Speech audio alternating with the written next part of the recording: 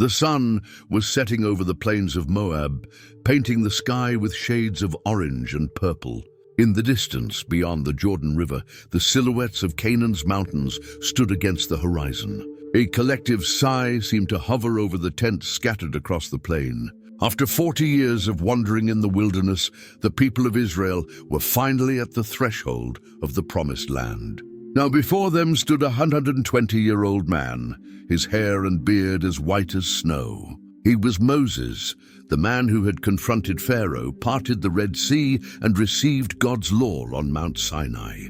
His eyes, though aged, still burned with intensity as he gazed at the people he had led for 4 decades. He knew he would not cross the Jordan with them.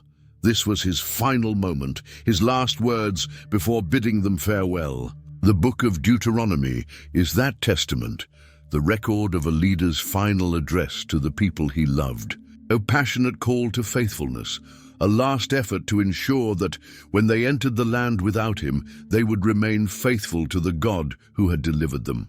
As Deuteronomy 1:13 tells us, these are the words Moses spoke to all Israel in the wilderness east of the Jordan, that is, in the Arabah, opposite Suf, between Paran and Tophel, Laban, Hazeroth and Dizahab. It takes 11 days to go from Horeb to Kadesh Barnea by the Mount Seir road. In the 40th year, on the first day of the 11th month, Moses proclaimed to the Israelites all that the Lord had commanded him concerning them.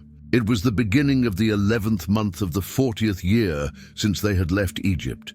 The location was precise, on the plains of Moab by the Jordan River, facing Jericho. The moment was solemn.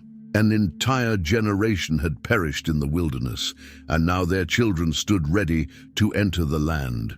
The people camped there were not the same ones who had left Egypt. In Numbers 26:64-65, we read, "Not one of them was among those counted by Moses and Aaron the priest when they counted the Israelites in the desert of Sinai.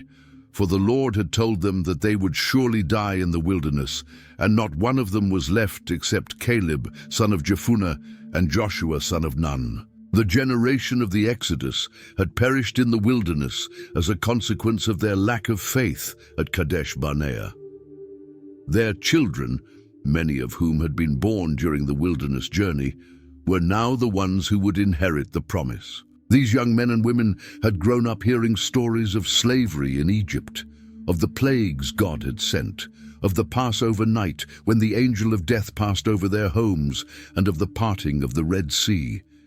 They had lived their entire lives under God's direct and miraculous care.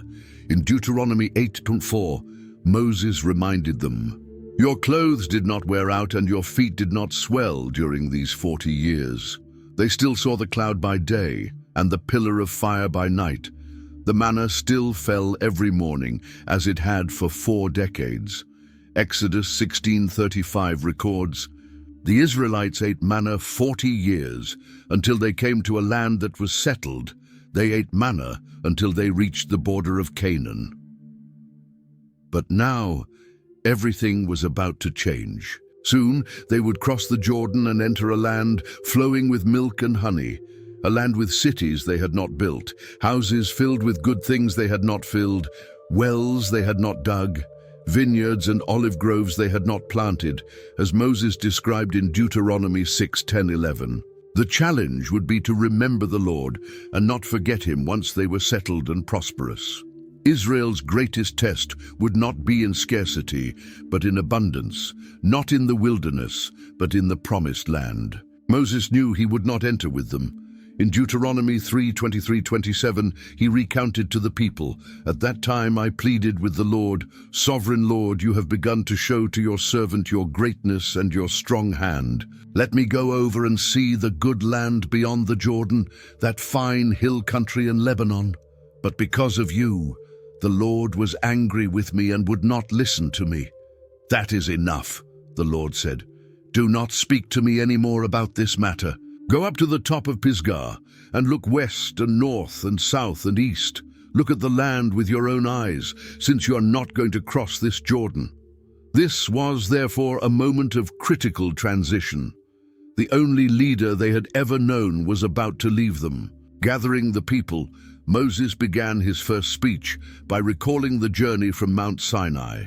As Deuteronomy 1:1-3 states, "These are the words Moses spoke to all Israel in the wilderness east of the Jordan, that is, in the Arabah, opposite Suf, between Paran and Tophel, Laban, Hazeroth, and Dizahab. It takes 11 days to go from Horeb to Kadesh Barnea by the Mount Seir road. In the 40th year, on the first day of the 11th month, Moses proclaimed to the Israelites all that the Lord had commanded him concerning them. It was the beginning of the 11th month of the 40th year since they had left Egypt. The location was specific, on the plains of Moab, by the Jordan, facing Jericho. And the moment was solemn. The people camped there were not the same ones who had left Egypt. As recorded in Numbers 26, 64, 65, not one of them was among those counted by Moses and Aaron the priest when they counted the Israelites in the desert of Sinai. For the Lord had told them that they would surely die in the wilderness, and not one of them was left except Caleb, son of Jephunneh, and Joshua, son of Nun. The generation of the Exodus had perished in the wilderness as a consequence of their lack of faith at Kadesh Barnea. Their children, many of whom had been born during the wilderness journey, were now the ones who would inherit the promise. Gathering the people, Moses began his first speech by recalling the journey from Mount Sinai. In Deuteronomy 1:6-8, he reminded them of the divine command that set them in motion. "The Lord our God said to us at Horeb, 'You have stayed long enough at this mountain. Break camp and advance into the hill country of the Amorites. See, I have given you this land. Go in and take possession of the land the Lord swore he would give to your fathers, to Abraham, Isaac, and Jacob, and to their descendants after them.'" This command had been given about 39 years earlier. It seemed so simple: leave Sinai, march to Canaan, and take possession of the land. But what should have been a journey of days had turned into a pilgrimage of decades. Moses recalled how he had delegated authority in the wilderness, following the advice of his father-in-law, Jethro. In Deuteronomy 1:9-15, he recounts, "At that time I said to you, I am not able to bear you alone. So I took the leaders of your tribes, wise and experienced men, and appointed them as heads over you, as commanders of thousands, commanders of hundreds, commanders of 50s, commanders of 10s, and as officers for your tribes." This system of shared leadership would be essential for governing the people in the Promised Land, a legacy of organization that Moses left for the future. The recollection then shifted to the crucial moment at Kadesh Barnea, when they first stood at the threshold of the Promised Land. In Deuteronomy 1:19-21, Moses recalls, "We set out from Horeb and traveled through that great and terrifying wilderness that you saw on the way to the hill country of the Amorites, as the Lord our God had commanded us. And we came to Kadesh Barnea. Then I said to you, 'You have reached the hill country of the Amorites, which the Lord our God is giving us. See, the Lord your God has set this land before you. Go up and take possession of it, as the Lord, the God of your ancestors, has told you. Do not be afraid or discouraged.'" The command was clear: enter and take possession of the land. But the people asked that spies be sent ahead first. In Deuteronomy 1:22-25, Moses recalls, "Then all of you came to me and said, 'Let us send men ahead of us to explore the land and bring back a report about the route we should take and the towns we will come to.' The idea seemed good to me, so I selected 12 men from among you, one from each tribe. They went up into the hill country and came to the valley of Eshcol and explored the land. They took some of the fruit of the land in their hands, brought it down to us, and reported, 'It is a good land that the Lord our God is giving us.' The spies' report confirmed the goodness of the land, a land truly flowing with milk and honey, as evidenced by the fruit they brought back. But then came the shameful moment that changed the course of Israel's history. In Deuteronomy 1:26-28, Moses recalls, "But you were unwilling to go up. You rebelled against the command of the Lord your God. You grumbled in your tents and said, "The Lord hates us. That's why he brought us out of Egypt, to hand us over to the Amorites to destroy us. Where can we go? Our brothers have made our hearts melt with fear. They say, the people are stronger and taller than we are. The cities are large, with walls up to the sky. We even saw the descendants of the Anakites there." Fear had triumphed over faith. Despite all the wonders they had witnessed in Egypt and the wilderness, they could not trust that God would give them victory over the Canaanites. God's response was severe. In Deuteronomy 1:34-36, Moses recalls, "When the Lord heard what you said, he was angry and solemnly swore, 'Not one from this evil generation shall see the good land I swore to give your ancestors, except Caleb son of Jephunneh. He will see it, and I will give him and his descendants the land he set his feet on, because he followed the Lord wholeheartedly.'" Only Joshua and Caleb, the two spies who had given a good report and encouraged the people to trust in God, would be spared from the divine decree. All the other adults of that generation would perish in the wilderness. Even Moses was not spared from the consequences. In Deuteronomy 1:37, he confesses, "Because of you, the Lord became angry with me also and said, 'You shall not enter it either.'" Though Moses here attributes his punishment to the rebellion at Kadesh Barnea, he later mentions the actual incident that barred him from entering the land, when he struck the rock at Meribah instead of speaking to it, as God had commanded, as recorded in Numbers 22:2-13. Regardless, the result was the same. Moses, like the rest of that generation, would not enter the promised land. After the rebellion at Kadesh Barnea, the people tried to correct their mistake with a rash and equally disobedient decision. In Deuteronomy 1:41-43, Moses recalls, "Then you answered me, 'We have sinned against the Lord. We will go up and fight, just as the Lord our God commanded us.' So each of you put on your weapons, thinking it easy to go up into the hill country. But the Lord said to me, 'Tell them, do not go up and fight, because I will not be with you. You will be defeated by your enemies.' So I told you, but you would not listen. You rebelled against the Lord's command and arrogantly went up into the hill country." The result was a disastrous defeat at Hormah. Thus began the long wandering in the wilderness. In Deuteronomy 2:1, Moses recounts, "Then we turned back and set out toward the wilderness along the route to the Red Sea, as the Lord had directed me. For many days we made our way around Mount Seir." For nearly 4 decades, the people roamed the desert regions south and east of Canaan, while the rebellious generation gradually perished, and their children grew and multiplied. In Deuteronomy, chapters 2 and 3, Moses recalled how, at last, God led them back to the border of the Promised Land. In Deuteronomy 2:2-3, he recounts, "Then the Lord said to me, 'You have circled this mountain long enough. Now turn north.'" The time had come to resume their journey toward the Promised Land. This time, however, the route would be different. Instead of entering from the south, as they had attempted at Kadesh Barnea, they would enter from the east, crossing the Jordan River. Along the way, they encountered various related peoples. First, the descendants of Esau in Edom. God instructed in Deuteronomy 2:4-5, "Give the people these orders.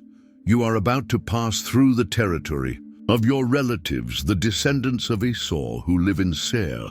They will be afraid of you. Do not provoke them to war, for I will not give you any of their land, not even enough to put your foot on. I have given Mount Seir to Esau as his possession." Next, they passed through Moab, the land of Lot's descendants. Again, in Deuteronomy 2:9, God's command was clear: "Do not harass the Moabites or provoke them to war, for I will not give you any part of their land. I have given Ar to the descendants of Lot as a possession." The same applied to the Ammonites, another people descended from Lot, But then they encountered the Amorites, led by King Sihon, who lived between the Arnon and Jabbok rivers. In Deuteronomy 2:24-25, God commanded, "Rise up, set out, and cross the Arnon valley. See, I have given into your hand Sihon, the Amorite king of Heshbon, and his land. Begin to take possession of it and engage him in battle. This very day I will begin to put the fear and dread of you upon all the peoples under heaven.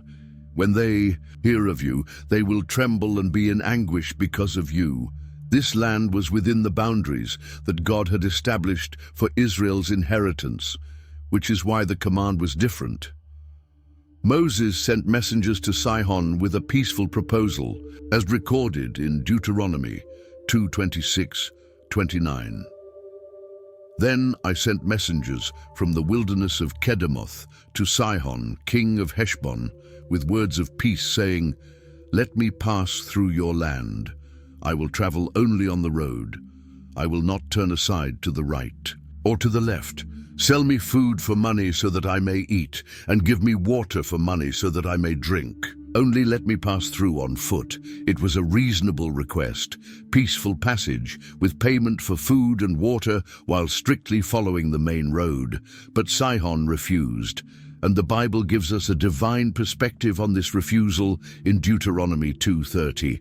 "But Sihon, king of Heshbon, would not let us pass through his land, for the Lord your God had hardened his spirit and made his heart obstinate in order to deliver him into your hands, as is the case today." Sihon not only denied them passage, but also marched out with his army to fight Israel at Jahaz. The result was a decisive victory for Israel. Soon after, they faced another Amorite king, Og of Bashan, to the north. In Deuteronomy 3:17, Moses recounts, "Then we turned and went up the road to Bashan, and Og, king of Bashan, came out against us, he and all his people, to battle at Edrei. But the Lord said to me, 'Do not fear him, for I have delivered him, his people, and his land into your hands. Do to him as you did to Sihon, king of the Amorites, who lived in Heshbon.' So the Lord our God also gave Og, king of Bashan, and all his people into our hands, and we struck them down until no survivors remained." Moses then recalled how the tribes of Reuben and Gad asked to settle in these newly conquered lands east of the Jordan. In Deuteronomy 3:12-17, he explains how the land was distributed.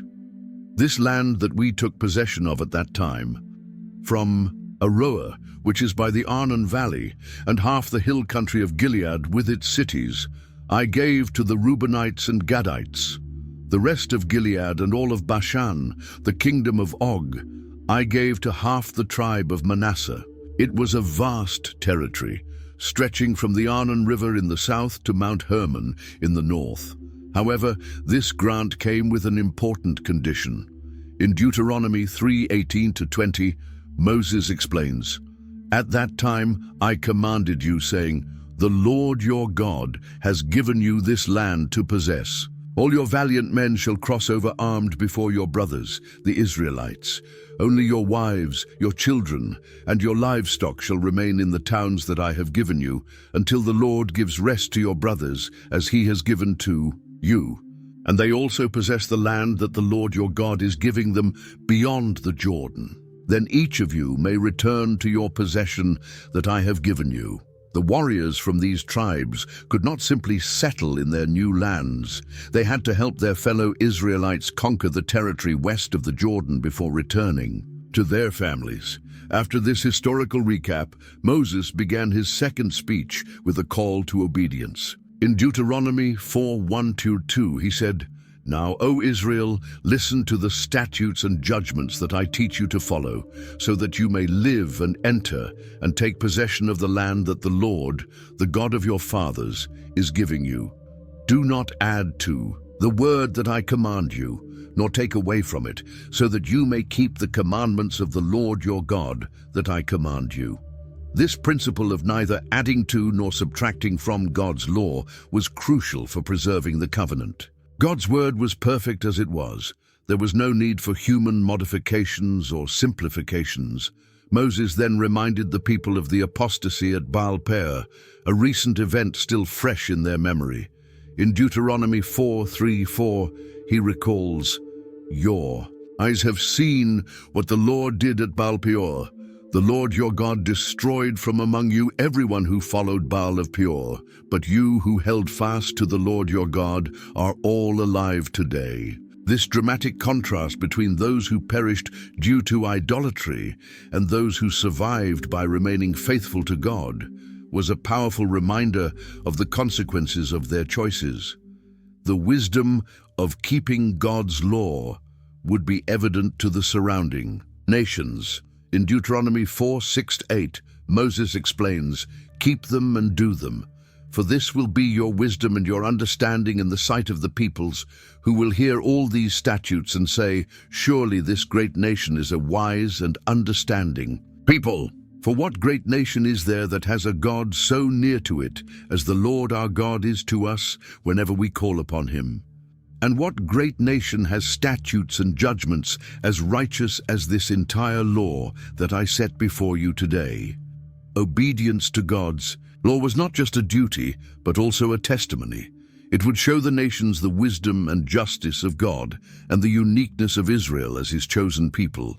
Moses then reminded the people of their transformative experience at Mount Sinai when God spoke to them from the midst of the fire.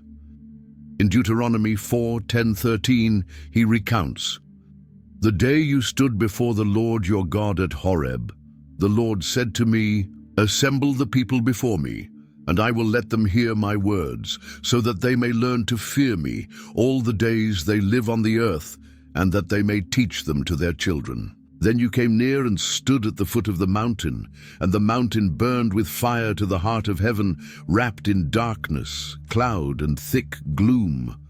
Then the Lord spoke to you from the midst of the fire. You heard the sound of words, but saw no form. There was only a voice, and he declared to you his covenant which he commanded you to keep, the 10 Commandments, and he wrote them on 2 tablets of stone. This unique experience should have been enough to convince Israel of God's reality and majesty. One of the most important emphases of the second discourse was the absolute prohibition of idolatry, especially in the form of images. In Deuteronomy 4:15-19, Moses warns, "Therefore, watch yourselves very carefully, since you saw no form on the day that the Lord your God spoke to you at Horeb out of the midst of the fire, lest you act corruptly by making a carved image for yourselves in the form of any figure, the likeness of male or female, the likeness of any animal that is on the earth, the likeness of any winged bird that flies in the air, the likeness of anything that creeps on the ground, the likeness of any fish that is in the water under the earth. And beware lest you raise your eyes to heaven, and when you see the sun and the moon and the stars, all the host of heaven, you be drawn away and bow down to them and serve them, things that the Lord your God has allotted to all the peoples under the whole heaven." Unlike neighboring nations, Israel was to worship a God who could not be represented by images. Moses also warned about the consequences of idolatry, even prophesying future exile. In Deuteronomy 4:25-28, he cautions, "When you father children and children's children, and have grown old in the land, if you act corruptly by making a carved image in the form of anything, and by doing what is evil in the sight of the Lord your God, so as to provoke him to anger, I call heaven and earth to witness against you today that you will soon utterly perish from the land that you are going over the Jordan to possess. You will not live long in it, but will be utterly destroyed. And the Lord will scatter you among the peoples, and you will be left few in number among the nations where the Lord will drive you. And there you will serve gods of wood and stone, the work of human hands, that neither see nor hear, nor eat nor smell." This prophecy would be fulfilled centuries later, when Israel was taken captive to Assyria and Judah to Babylon. Yet even in the midst of the severest warning, there was a promise of restoration. In Deuteronomy 4:29-31, Moses assures, but from there you will seek the Lord your God, and you will find him, if you search after him with all your heart and with all your soul. When you are in tribulation, and all these things come upon you in the latter days, you will return to the Lord your God, and obey his voice. For the Lord your God is a merciful God. He will not leave you or destroy you, or forget the covenant with your fathers that he swore to them. God's covenant with Israel was rooted in his mercy and faithfulness, ensuring that hope of restoration would always remain even after the worst punishment. Moses concluded this part of his speech by reminding Israel of its unique election. In Deuteronomy 4:32-40, he declares, "For ask now of the days that are past, which were before you, since the day that God created man on the earth, and ask from one end of heaven to the other, whether such a great thing as this has ever happened, or was ever heard of. Did any people ever hear the voice of God speaking out of the midst of the fire, as you have heard and still live? Or has any God ever attempted to go and take a nation for himself from the midst of another nation? By trials, by signs, by wonders, and by war, by a mighty hand and an outstretched arm, and by great deeds of terror, all of which the Lord your God did for you in Egypt before your eyes. To you it was shown, that you might know that the Lord is God. There is no other besides him. Know therefore today, and lay it to your heart, that the Lord is God in heaven above and on the earth beneath. There is no other." After this powerful introduction, Moses proceeded with the recitation of the 10 Commandments, the core of God's covenant with Israel. In Deuteronomy 5:1-5, he introduces them. Moses summoned all Israel and said to them, "Hear, O Israel, the statutes and the rules that I speak in your hearing today, and you shall learn them and be careful to do them. The Lord our God made a covenant with us at Horeb.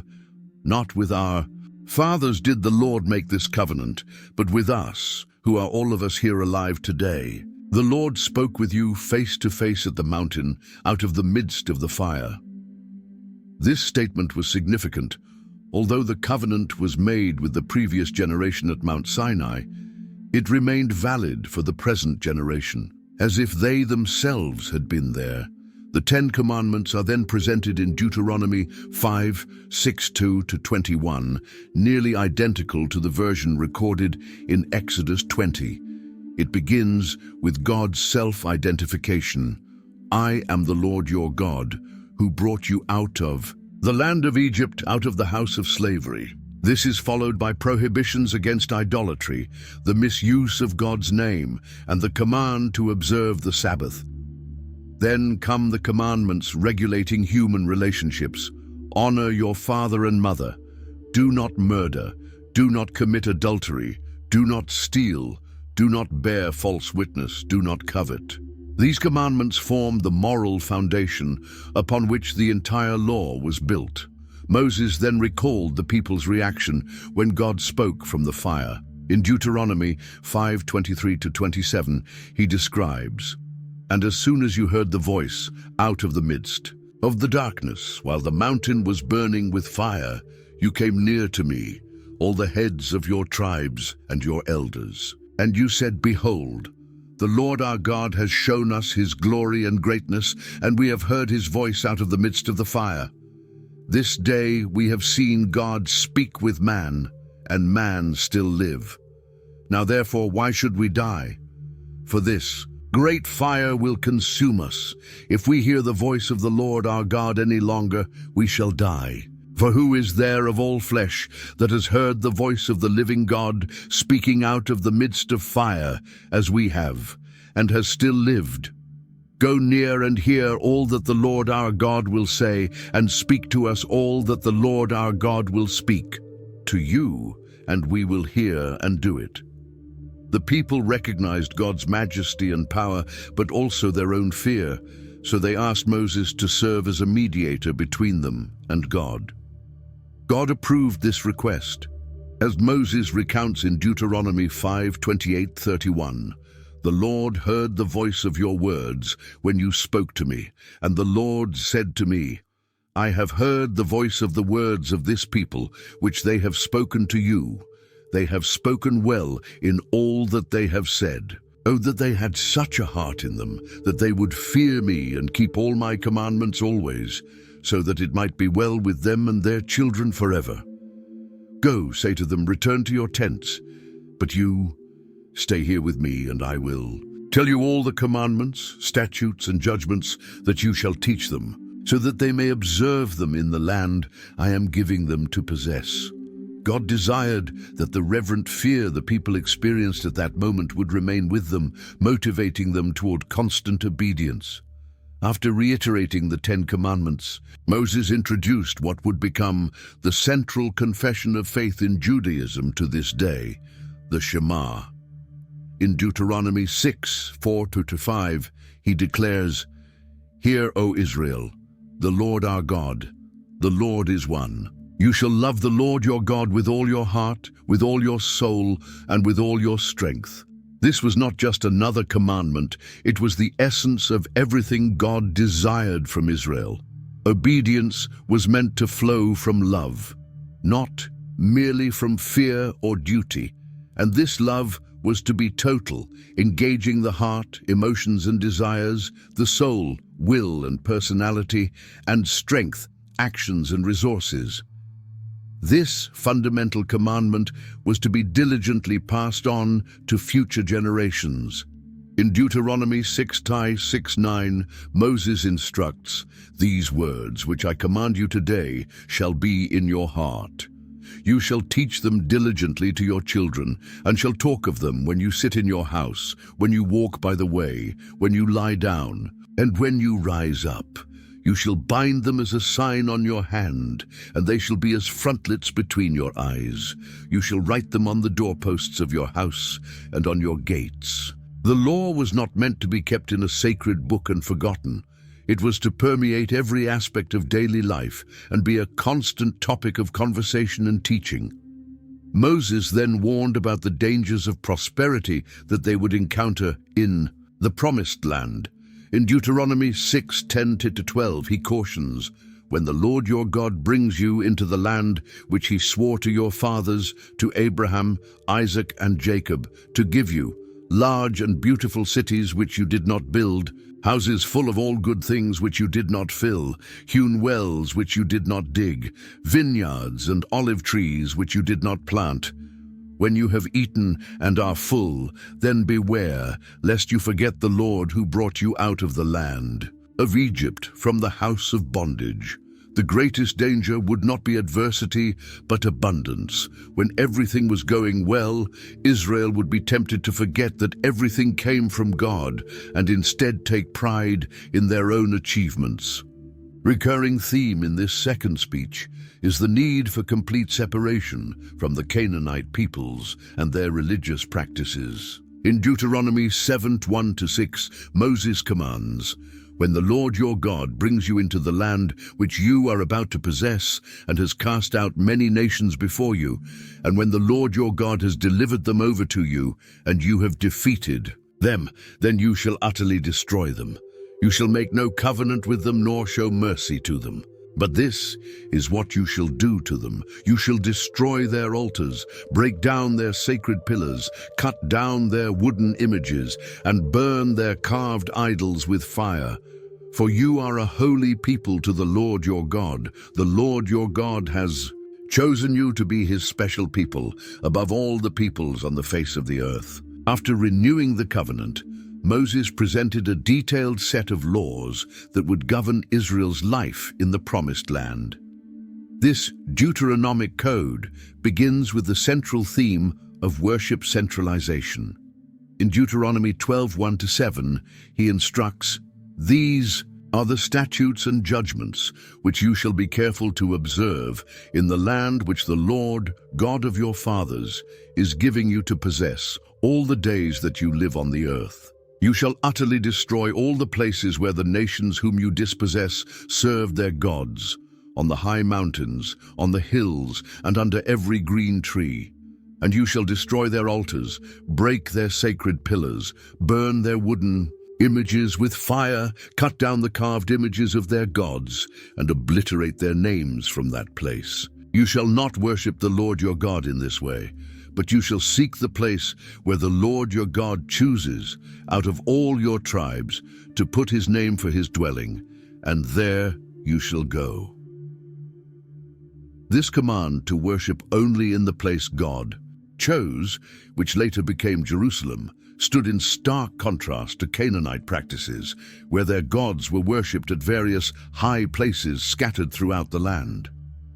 The centralization of worship served multiple purposes: preserving the purity of worship, preventing the assimilation of local pagan practices, maintaining national unity, and ensuring that sacrifices were offered according to the law by properly authorized priests.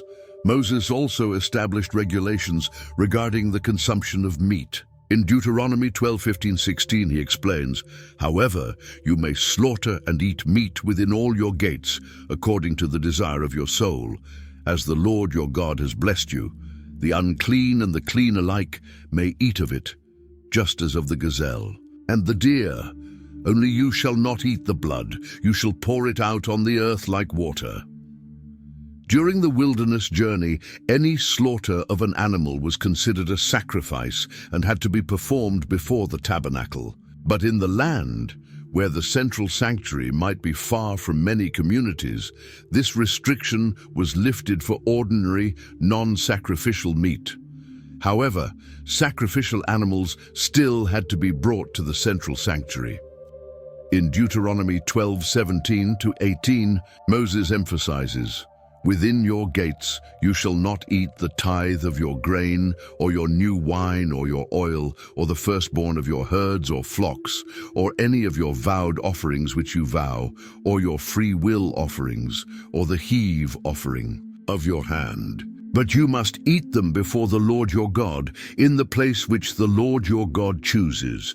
You, your son, your daughter, your male servant, your female servant, and the Levite who is within your gates. And you shall rejoice before the Lord your God in all that you put your hand to." Sacrifices and offerings remained an act of communal worship, to be celebrated in God's presence at the designated place. Moses also emphasized the responsibility of caring for the Levites, who did not receive a territorial inheritance like the other tribes. In Deuteronomy 12:19 he warns, "Be careful not to neglect the Levite as long as you live in your land." This concern for the Levites appears multiple times in Deuteronomy, highlighting the importance of supporting those who served in the nation's religious affairs. A central theme of the Deuteronomic Code is the absolute prohibition of adopting Canaanite religious practices. In Deuteronomy 12:29-31, Moses warns, "When the Lord your God cuts off before you the nations which you go to dispossess, and you dispossess them and live in their land, take heed that you are not ensnared to follow them after they are destroyed before you, and that you do not inquire about their gods, saying, 'How did these nations serve their gods, that I also may do likewise?' You shall not do so to the Lord your God. For every abomination to the Lord, which he hates, they have done for their gods, for they even burned their sons and their daughters in the fire to their gods." The temptation of religious syncretism, mixing the worship of Yahweh with elements of local cults, was a constant danger that Moses sought to prevent. Even someone close who attempted to seduce the Israelites into idolatry was to be dealt with the utmost severity.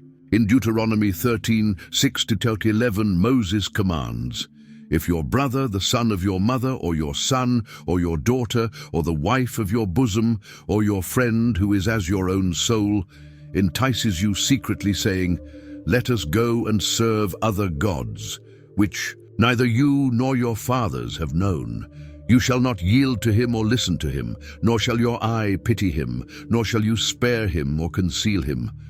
But you shall surely kill him. Your hand shall be first against him to put him to death, and afterward the hand of all the people. This drastic measure reflected the extreme danger that idolatry posed to Israel's existence as a covenant nation. The Deuteronomic Code also established important guidelines for social justice. One example is the Year of Remission, a measure to prevent chronic poverty. In Deuteronomy 15:1-6, Moses commands, "At the end of every 7 years, you shall grant a release of debts. And this is the manner of the release. Every creditor shall release what he has lent to his neighbor. He shall not require it from his neighbor or his brother, because the Lord's release has been proclaimed, so that there may be no poor among you. For the Lord will greatly bless you in the land that the Lord your God is giving you as an inheritance." Every 7 years, debts among Israelites were to be forgiven, giving people a fresh financial start. This concern for the poor appears even more explicitly in instructions on generosity. In Deuteronomy 15:7-11, Moses commands, "If there is among you a poor man of your brethren, within any of your gates in the land which the Lord your God is giving you, you shall not harden your heart nor shut your hand from your poor brother. But you shall open your hand wide to him and willingly lend him sufficient for his need, whatever he lacks. You shall surely open your hand to your brother, to your poor and your needy in your land." Caring for the less fortunate was not optional. It was a divine commandment, rooted in Israel's experience as slaves in Egypt and their deliverance by God's grace. Another important social institution was the release of Hebrew slaves in the 7th year.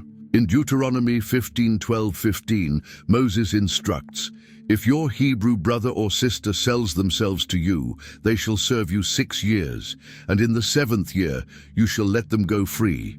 And when you release them, do not send them away empty-handed. Supply them liberally from your flock, from your threshing floor, and from your winepress. From what the Lord your God has blessed you with, you shall give to them. And you shall remember that you were a slave in the land of Egypt, and the Lord your God redeemed you. Therefore I command you this today." Unlike other systems of slavery in the ancient world, in Israel, servitude among fellow Israelites was temporary and had to end with generosity, not just freeing the servant, but also providing them with resources to restart their lives. Moses also established guidelines for the 3 major annual festivals that Israel was to celebrate. In Deuteronomy 16:1-17, he details the Passover, the Feast of Weeks, Pentecost, and the Feast of Tabernacles. Regarding the Passover in Deuteronomy 16:1-3, he commands, "Observe the month of Abib and celebrate the Passover to the Lord your God, because in the month of Abib the Lord your God brought you out of Egypt by night. You shall sacrifice the Passover to the Lord your God from the flock and the herd. In the place where the Lord chooses to put his name, you shall not eat leavened bread with it. For 7 days you shall eat unleavened bread, the bread of affliction, because you came out of the land of Egypt in haste, so that you may remember the day you came out of the land of Egypt all the days of your life." Passover was the fundamental celebration of Israel's deliverance from Egypt. The second major festival was the Feast of Weeks, also called Pentecost. In Deuteronomy 16:9-11, Moses instructs, "You shall count 7 weeks. Begin to count the 7 weeks from the time you put the sickle to the grain.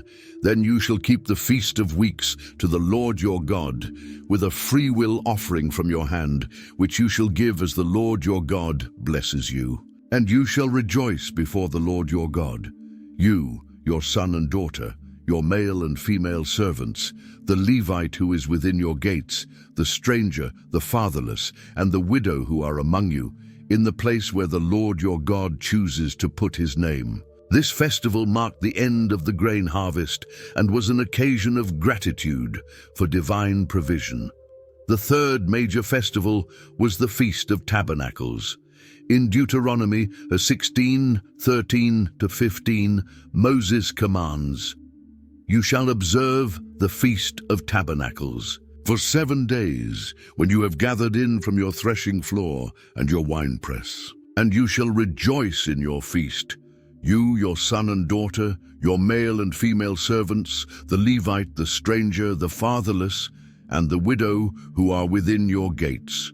For 7 days you shall keep a sacred feast to the Lord your God in the place which the Lord chooses, because the Lord your God will bless you in all your produce and in all the work of your hands, so that you will surely rejoice. This festival commemorated the journey through the wilderness when the people lived in tents and also celebrated the final harvest of the year.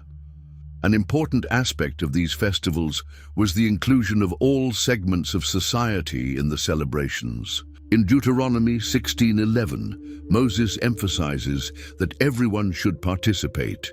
You, your son and daughter, your male and female servant, the Levite within your gates, the foreigner, the orphan, and the widow among you. These festivals were not just religious rituals, but also occasions of national unity and social equity, where everyone, including the most vulnerable members of society, shared in joy and abundance.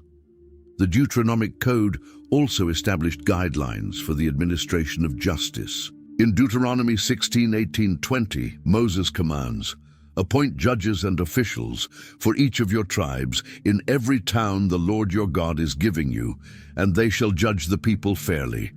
Do not pervert justice or show partiality. Do not accept a bribe, for a bribe blinds the eyes of the wise and twists the words of the righteous. Follow justice and justice alone, so that you may live and possess the land the Lord your God is giving you." The emphasis on impartial and incorruptible justice was essential for the well-being of the nation. Judges were to be placed throughout all cities, making justice accessible to all. After thoroughly establishing the laws that would govern life in Canaan, Moses gathered the people for a solemn renewal of the covenant. In Deuteronomy 29:1-3, we read, "These are the words of the covenant the Lord commanded Moses to make with the Israelites in the land of Moab, in addition to the covenant he made with them at Horeb. Moses summoned all Israel and said to them, 'You have seen with your own eyes everything the Lord did in Egypt to Pharaoh, to all his officials, and to his whole land, the great trials your eyes saw, the signs and great wonders.'" Moses began by reminding them of God's faithfulness and his powerful acts on behalf of the people. The renewal of the covenant included not only those present, but also future generations. In Deuteronomy 29:14-15, Moses declares, "I am making this covenant with its oath, not only with you who are standing here with us today in the presence of the Lord our God, but also with those who are not here today." The covenant transcended time and space, encompassing the entire community of Israel across generations. This intergenerational aspect of the covenant underscored the people's responsibility to faithfully pass down God's law and knowledge to their descendants. The renewal of this covenant carried profound significance. Although the present generation had not been the one that originally entered into the covenant at Mount Sinai, they were treated as full participants in that event. In Deuteronomy 5:2-3, Moses had already stated, "The Lord our God made a covenant with us at Horeb. It was not with our ancestors that the Lord made this covenant, but with us, with all of us who are alive here today." The covenant was not merely a historical event, but a living reality that each generation experienced as if they had been present at the original moment. Thus, the covenant in Moab served as a solemn reaffirmation of the commitments made at Sinai. Moses emphasized to the people that this renewal was happening in a context of grace. In Deuteronomy 29:2-8, he recalls how God had led them through the wilderness for 40 years. "I led you through the wilderness for 40 years.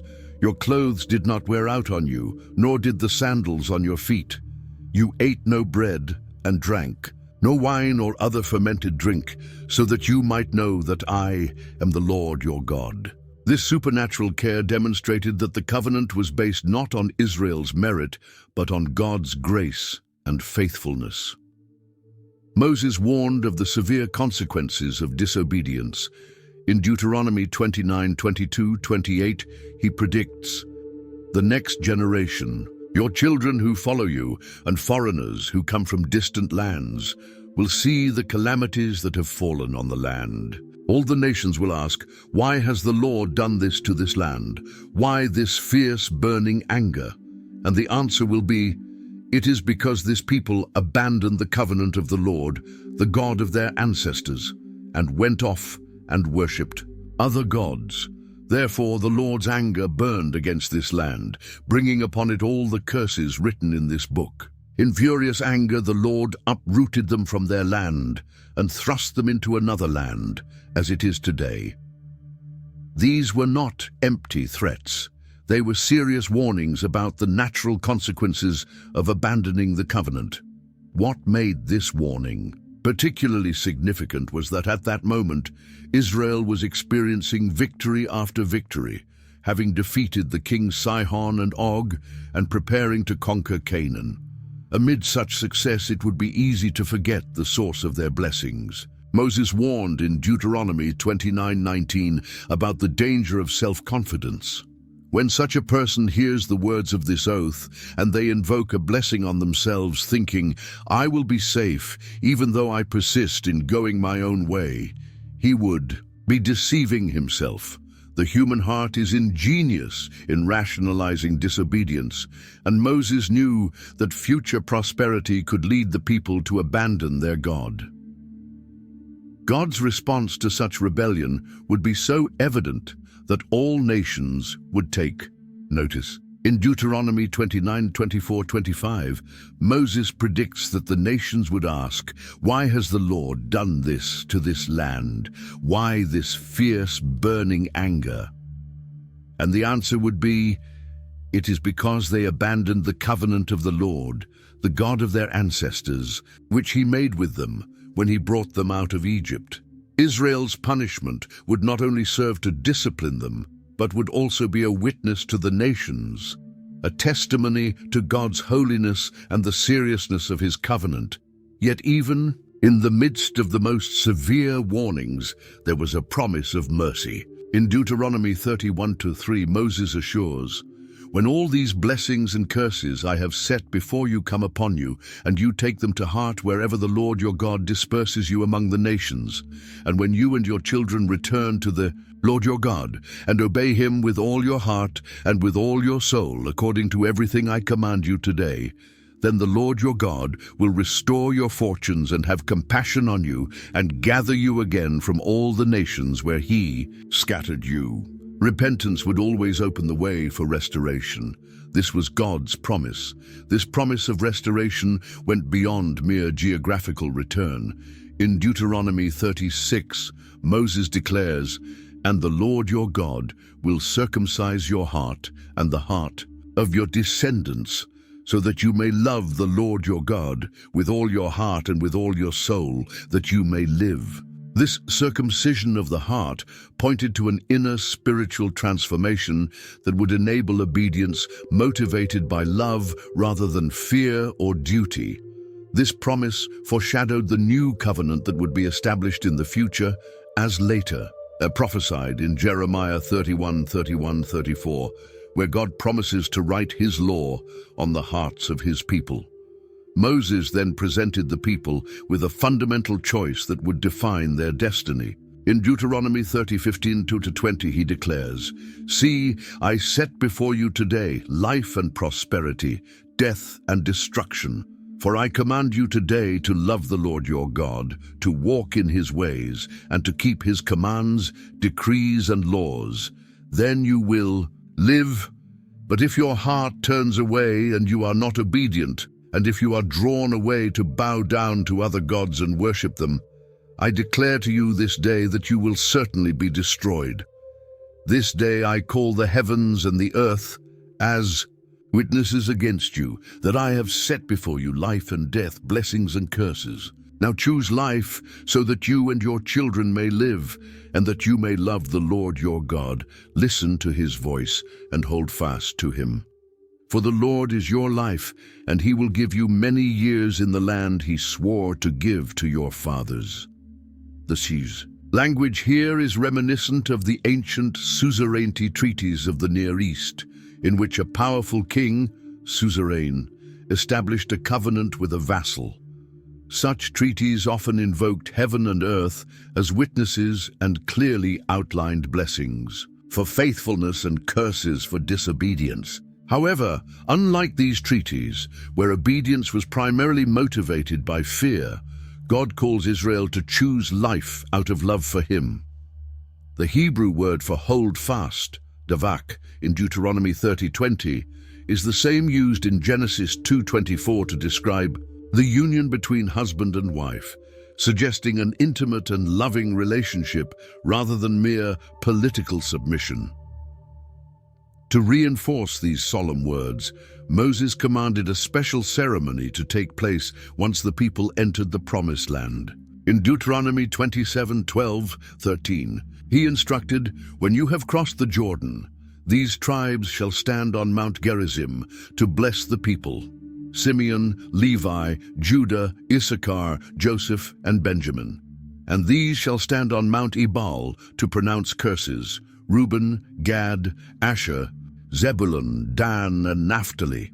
The people were to be divided between the two mountains, and the Levites would proclaim the blessings and curses of the covenant, to which all would respond with Amen. This dramatic ceremony would etch into Israel's collective memory the consequences of their choices. The choice of Mount Gerizim and Mount Ebal held both geographical and symbolic significance. These two mountains were near Shechem, where Abraham had first received God's promise in the land of Canaan, Genesis 12:6-7. They stood side by side, creating a natural amphitheater where voices could be heard clearly between them. Mount Gerizim was lush and fertile, fitting for blessings, while Mount Ebal was rocky and barren, symbolizing curses. The ceremony would take place soon after entering the land, as recorded in Joshua 8:30-35, making Israel's first significant act in their new home a reaffirmation of their covenant with God. The curses pronounced on Mount Ebal were specific and comprehensive. In Deuteronomy 27:15-26, each curse begins with the phrase, "Cursed is the one who," and covers various forms of disobedience, from idolatry to social injustice. Cursed is anyone who makes an idol, a thing detestable to the Lord, the work of skilled hands, and sets it up in secret. Cursed is anyone who leads the blind astray on the road. Cursed is anyone who withholds justice from the foreigner, the fatherless, or the widow.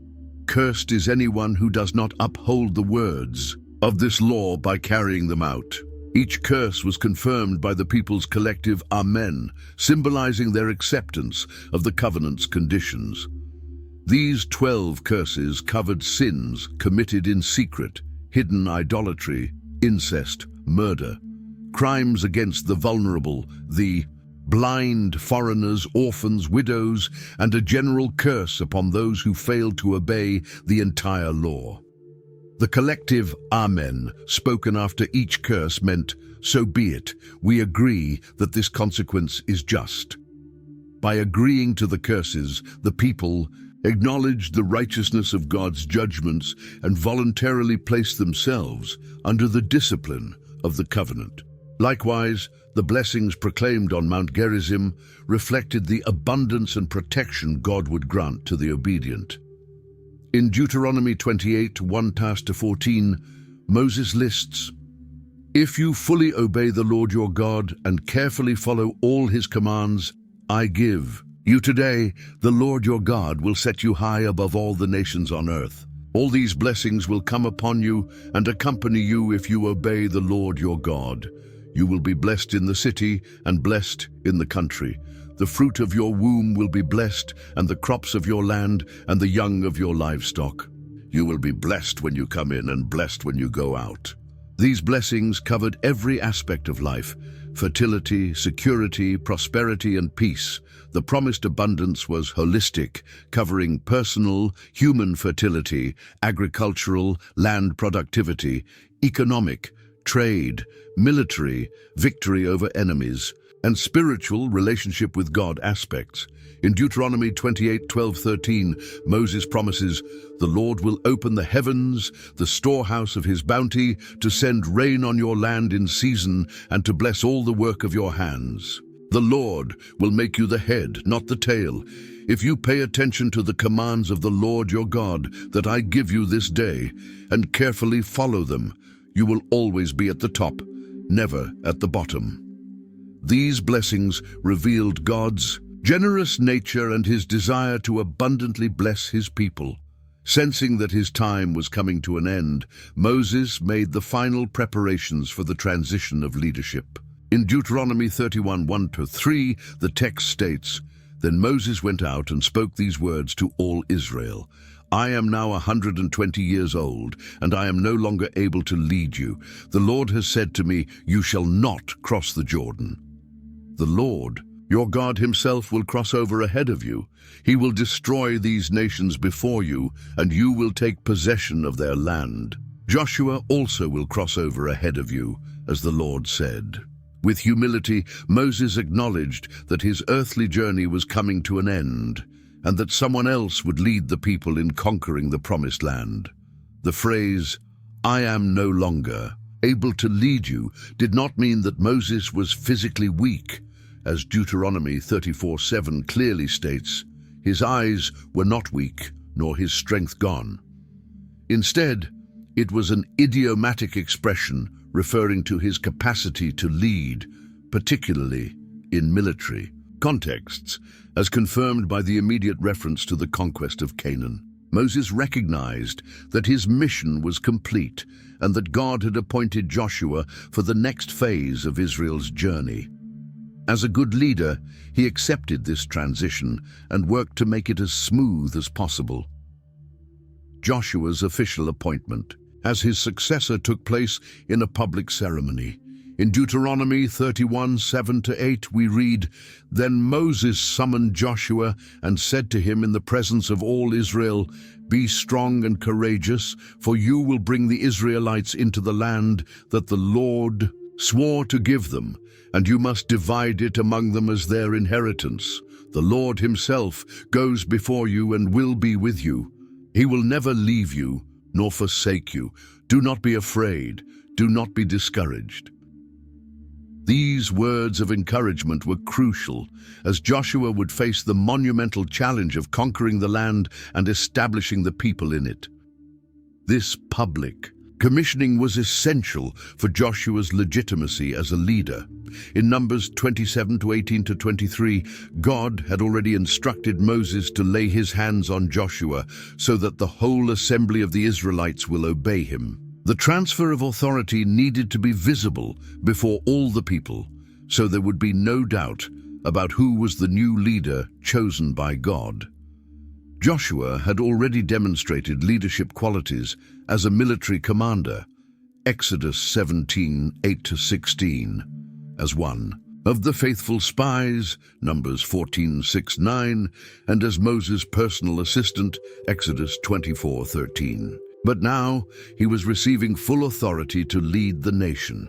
To ensure that the law would be preserved for future generations, Moses took an important step. In Deuteronomy 31:9-13, the text states, "So Moses wrote down this law and gave it to the Levitical priests who carried the ark of the covenant of the Lord, and to all the elders of Israel.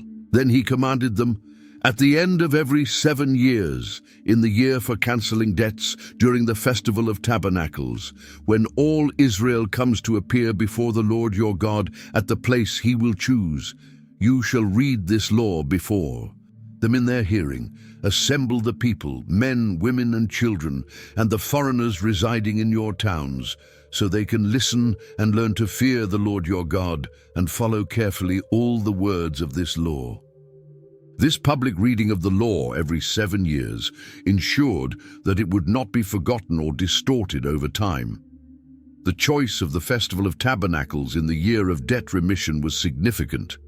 It was a time when the people were free from financial burdens, resting from their work and reflecting on their journey through the wilderness. In this context, they would be more receptive to hearing and internalizing the law. The explicit inclusion of men, women, children, and foreigners demonstrates that the law was not just for leaders or for men, it was for the entire community. Without exception, even children and resident foreigners were to know God's word. In addition to delivering the written law, Moses also ensured that the book of the law was placed beside the Ark of the Covenant. In Deuteronomy 31:24-26 we read, "After Moses finished writing in a book the words of this law from beginning to end, he gave this command to the Levites who carried the Ark of the Covenant of the Lord. Take this book of the law and place it beside the Ark of the Covenant of the Lord your God. There it will remain as a witness against you."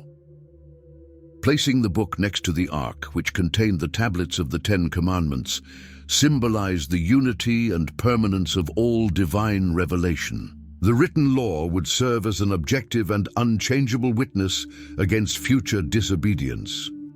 God also prepared Moses for what would happen after his death. In Deuteronomy 31:16-18, the Lord revealed, "You are going to rest with your ancestors, and these people will soon prostitute themselves to the foreign gods of the land they are entering. They will forsake me and break the covenant I made with them.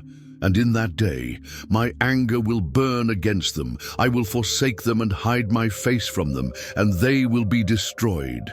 Many disasters and calamities will come on them, and in that day they will ask, 'Have not these disasters come on us because our God is not with us?' And I will certainly hide my face in that day because of all their wickedness in turning to other gods." This divine revelation was both painful and useful for Moses. On one hand, it was distressing to know that the people he had sacrificed so much for would eventually abandon the Lord. On the other hand, this knowledge allowed him to take preventive measures, such as composing a song that would serve as a testimony. It also reassured Moses that future apostasy would not be due to a failure in his leadership or teaching, but would result from the people's deliberate choices despite all the warnings. As a preventive measure against future apostasy, God commanded Moses to compose a song that would serve as a witness against the people. In Deuteronomy 31:19-22, we read, "Now write down this song and teach it to the Israelites, and have them sing it, so that it may be a witness for me against them. When I have brought them into the land flowing with milk and honey, the land I promised on oath to their ancestors, and when they eat their fill and thrive, they will turn to other gods and worship them, rejecting me and breaking my covenant. And when many disasters and calamities come on them, this song will testify against them, because it will not be forgotten by their descendants. I know what they are inclined to do, even before I bring them into the land I promised them on oath." The choice of a song as the vehicle for this message was strategic. Music is easily memorized and transmitted orally from generation to generation, even when written texts may be lost or ignored. In ancient times, when literacy was limited, songs served as important repositories of historical and theological knowledge. This song would be taught to each new generation, keeping the message alive even in times of apostasy. When the predicted calamities occurred, the song would testify against them as a witness, reminding them that they had been properly warned. The Song of Moses, recorded in Deuteronomy 32, is a powerful poetic composition that contrasts God's faithfulness with Israel's unfaithfulness. It begins with a solemn call in Deuteronomy 32, 1-4. "Give ear, O heavens, and I will speak, and let the earth hear the words of my mouth. May my teaching drop as the rain, my speech distill as the dew, like gentle rain upon the tender grass, and like showers upon the herb. For I will proclaim the name of the Lord, ascribe greatness to our God, the rock, His work is perfect, for all his ways are justice. A God of faithfulness and without iniquity, just and upright is he.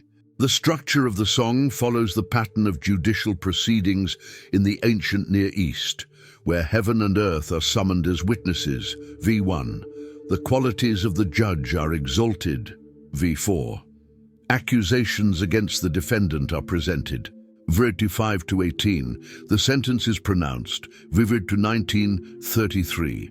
And the judge affirms his final authority. Vivid 34 to 43.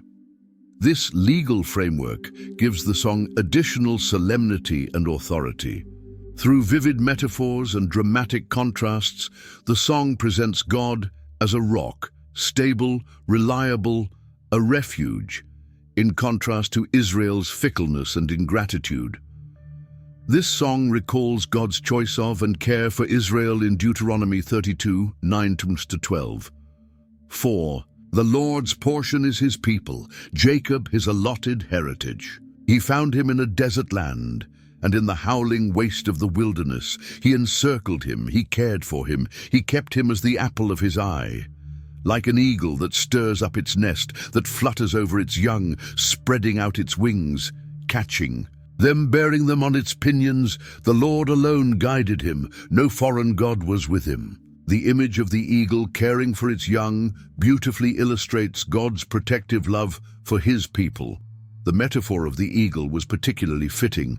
Eagles are known to fly with their young on their backs to teach them how to fly, providing support and protection as they develop their skills. Likewise, God not only rescued Israel from Egypt, but also sustained and taught them throughout their journey in the wilderness, preparing them to live in the promised land.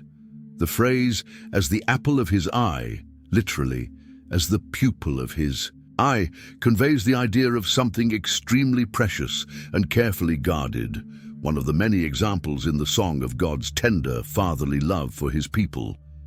However, the song also foretells Israel's ingratitude and rebellion. In Deuteronomy 32, 15-18, Moses laments, "But Jeshurun grew fat and kicked, you grew fat, stout and sleek. Then he forsook God who made him and scoffed at the rock of his salvation.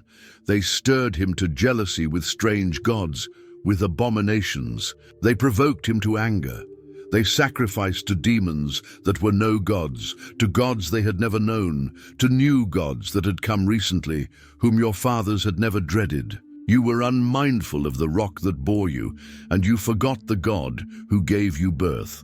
This vivid description of ingratitude would serve as a permanent reminder to Israel of the consequences of abandoning God. The name Jeshurun, meaning upright or righteous, is an affectionate term for Israel, making the betrayal even more painful. The metaphor of a well-fed animal kicking against its owner perfectly captures the ingratitude that often accompanies prosperity. When Israel found comfort and abundance in the Promised Land, they would risk forgetting that everything came from God and turning to the idols of the surrounding nations. The contrast between the rock, God, and the new gods highlights the folly of exchanging the eternal, unchanging God for fleeting and powerless deities. The song ends on a note of hope, showing that the ultimate purpose of divine judgment is redemption. In Deuteronomy 32, 36, 39, 43, we read, "For the Lord will vindicate his people and have compassion on his servants. See now that I, even I, am he, and there is no God besides me. I kill and I make alive. I wound and I heal, and there is none that can deliver out of my hand. Rejoice with him, O heavens. Bow down to him, all gods, for he avenges the blood of his children and takes vengeance on his adversaries. He repays those who hate him and cleanses his people's land." Just as in the renewed covenant at Moab, the song affirms that divine punishment is not the end of the story. God will ultimately restore and redeem his people. After delivering the song to the people, Moses pronounced a final blessing upon the tribes of Israel. Deuteronomy 33:1-5 introduces this blessing. This is the blessing with which Moses, the man of God, blessed the people of Israel before his death. He said, "The Lord came from Sinai and dawned from Seir upon them. He shone forth from Mount Paran. He came from the 10,000s of holy ones with flaming fire at his right hand. Yes, he loved his people. All his holy ones were in his hand. So they followed in your steps, receiving direction from you. When Moses commanded us a law as a possession for the assembly of Jacob, thus he became king in Jeshurun, when the heads of the people were gathered, all the tribes of Israel together." This blessing follows the tradition of patriarchal blessings, such as Jacob's blessings upon his sons in Genesis 49. These blessings were not merely expressions of good wishes, but were seen as having prophetic power to shape the future destiny of the tribes. Pronounced by Moses, the man of God, this final blessing carried special authority and significance. The introduction to the blessing celebrates the revelation of the law at Sinai, emphasizing that it was given in the context of God's love for his people. Yes, he loved his people.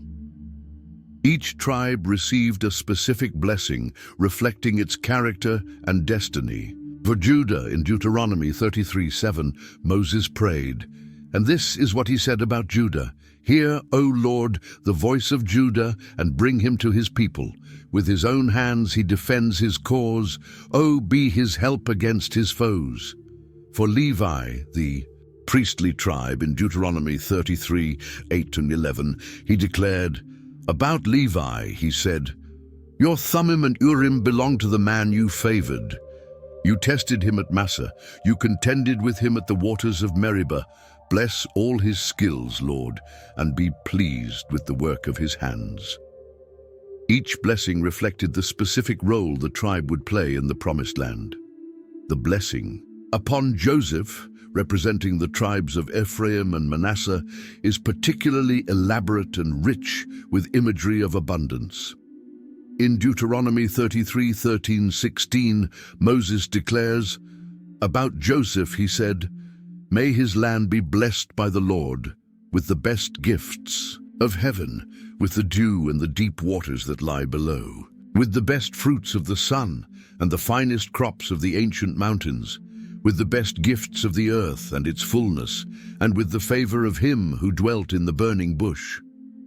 This abundance of blessings reflects the special favor Joseph received from his father Jacob, as well as the central role his tribes would play in the northern kingdom of Israel. Some of the tribal blessings predict the geographical characteristics of the territories each tribe would occupy. In Canaan, for example, to Zebulun and Issachar, in Deuteronomy 33:18-19, Moses says, "Rejoice, Zebulun, in your going out, and you, Issachar, in your tents. They will summon peoples to the mountain and offer sacrifices of righteousness there, for they will feast on the abundance of the seas and on the treasures hidden in the sand." Zebulun indeed would settle near the Mediterranean Sea, allowing participation in maritime trade, while Issachar would inhabit more inland lands, suitable for agricultural life. The blessing concludes with a general exaltation of Israel in Deuteronomy 33:26-29. "There is no one like the God of Jeshurun, who rides across the heavens to help you, and on the clouds in his majesty. The eternal God is your refuge, and underneath are the everlasting arms. Blessed are you, Israel. Who is like you, a people saved by the Lord? He is your shield and helper, and your glorious sword." The imagery of God as a divine warrior riding across the heavens to aid Israel and upholding his people with his everlasting arms highlights both God's power and his personal care. The blessing concludes with an affirmation of Israel's uniqueness and blessedness as God's chosen people. After pronouncing blessings upon all the tribes of Israel, the final moment of Moses' earthly life arrived. In Deuteronomy 34:1-4, we read, "Then Moses climbed Mount Nebo from the plains of Moab to the top of Pisgah, across from Jericho. There the Lord showed him the whole land, from Gilead to Dan, all of Naphtali, the territory of Ephraim and Manasseh, all the land of Judah, as far as the Mediterranean Sea, the Negev and the whole region from the valley of Jericho, the city of palms, as far as Zoar. Then the Lord said to him, "This is the land I promised on oath to Abraham, Isaac, and Jacob when I said, I will give it to your descendants. I have let you see it with your eyes, but you will not cross over into it." From the top of Mount Nebo, Moses beheld the full expanse of the promised land.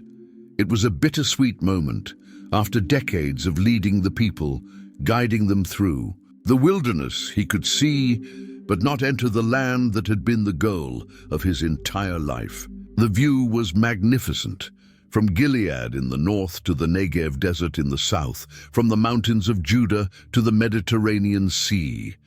The full stretch of the promised land lay before his aging yet still clear eyes. Mount Nebo stands approximately 800 meters, 2,600 feet above sea level, offering a panoramic view of the region.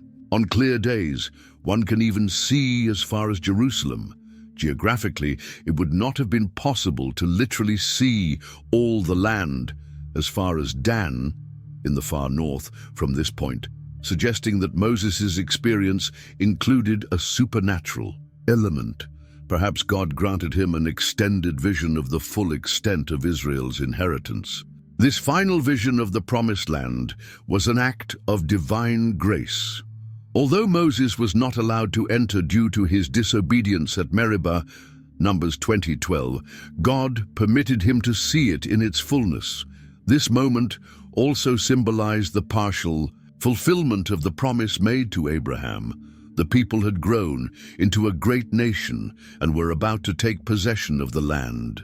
The journey that had begun with Abraham's calling centuries earlier was reaching a crucial point of realization. Moses' death is described with simplicity and dignity in Deuteronomy 34:5-6. And Moses, the servant of the Lord, died there in Moab, as the Lord had said. He buried him in Moab, in the valley opposite Beth Peor, but to this day no one knows where his grave is. Unlike other great leaders, there is no grand monument marking Moses' resting place.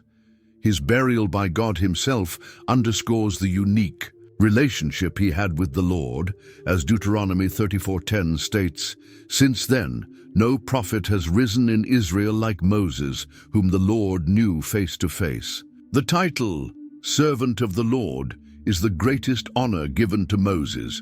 This title, later granted to other great leaders such as Joshua and David, highlights Moses' faithfulness and obedience in his mission. Though he had a moment of disobedience that prevented him from entering the land, his life as a whole was characterized by loyalty to God. Later Jewish tradition would call him Moshe Rabbeinu, Moses, our teacher, recognizing his unique role as the mediator of the law and the greatest of the prophets. The fact that God himself buried Moses and concealed the location of his grave has been the subject of speculation. Some interpretations suggest that this was to prevent his tomb from becoming a place of idolatrous worship. In fact, Jude 1:9 in the New Testament references a dispute between the archangel Michael and Satan over the body of Moses, suggesting that spiritual forces had an interest in what would happen to his remains. Regardless of the reason, the focus of the narrative is not on Moses' burial, but on his enduring legacy through the law and the continuation of leadership through Joshua. The people honored their great leader with an appropriate period of mourning. Deuteronomy 34:8 records, "The Israelites grieved for Moses in the plains of Moab for 30 days, until the time of weeping and mourning for Moses was over." During this month of mourning, Israel had time to reflect on the extraordinary legacy of the man who had freed them from slavery, received the law at Sinai, and guided them through the wilderness for 40 years. No other leader in Israel's history would ever combine so many roles: deliverer, lawgiver, prophet, intercessor, and guide. The book of Deuteronomy ends with a tribute to the unparalleled greatness of Moses. In Deuteronomy 34:10-12 we read, "Since then no prophet has risen in Israel like Moses, whom the Lord knew face to face, who did all those signs and wonders the Lord sent him to do in Egypt, to Pharaoh and to all his officials and to his whole land. For no one has ever shown the mighty power or performed the awesome deeds that Moses did in the sight of all Israel." This final tribute encapsulates Moses' uniqueness in Israel's history, the man who spoke with God face to face, as one speaks to a friend. With Moses' death, leadership officially passed to Joshua. In Deuteronomy 34:9, we read, "Now Joshua son of Nun was filled with the spirit of wisdom because Moses had laid his hands on him. So the Israelites listened to him and did what the Lord had commanded Moses." The laying on of hands symbolized the transfer of authority and the granting of special wisdom for the new mission. The people recognized this transition of leadership and accepted Joshua as their new leader. Joshua had been prepared for this moment for decades. First mentioned as a military commander against the Amalekites in Exodus 17, he had served as Moses' personal assistant, was one of the faithful spies who brought a good report about the land, and had been publicly appointed as the successor. But now he faced his greatest challenge, leading the people into the promised land and conquering it.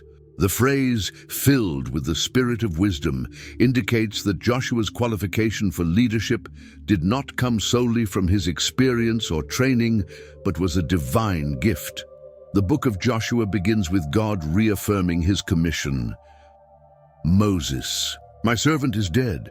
Now then you and all these people get ready to cross the Jordan River into the land I am about to give to them, to the Israelites." Joshua 1:2. The repetition of God's call established a clear continuity between Moses' leadership and Joshua's, even though their missions were distinct. Joshua would face immense challenges. The conquest of Canaan would not be easy. Fortified cities, powerful armies, and coalitions of Canaanite kings would oppose the Israelites, but he was not alone. The final words Moses spoke to him in Deuteronomy 31:7-8 would continue to echo in his ears.